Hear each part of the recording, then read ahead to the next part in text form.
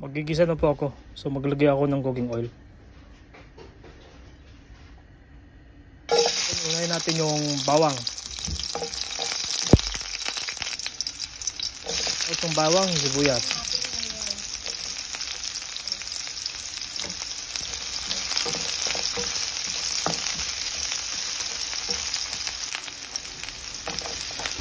Ilagay natin yung luya at ihalo ito mabuti.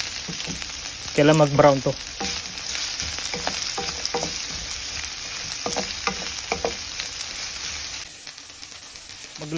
Maglagay ako ng 2 teaspoon na patis para mas masarap.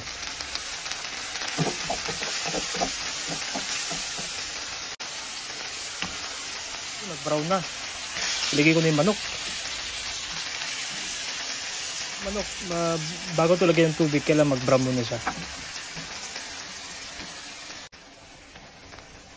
Maglagay ako ng kunting asin at paminta.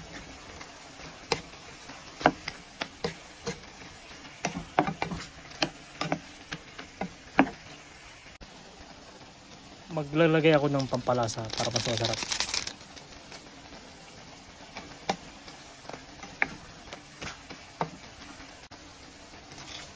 Yan, nag-brown na yung karne. Maglagay na ako ng tubig, mga 4 cups. Takpan muna natin at palambutin.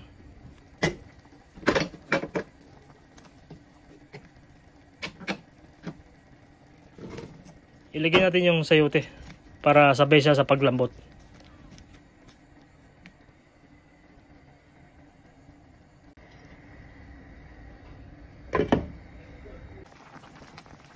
I-mix po natin para pantay pong luto. Malapit na itong maluto. Maglagay ako ng green chili para mas masarap at medyo manghang.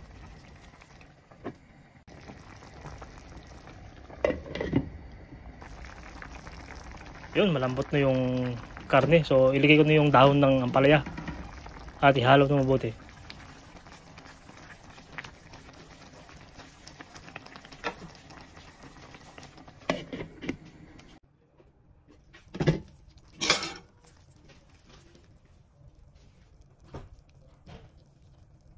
Ayan, luto na ang tinulang manok.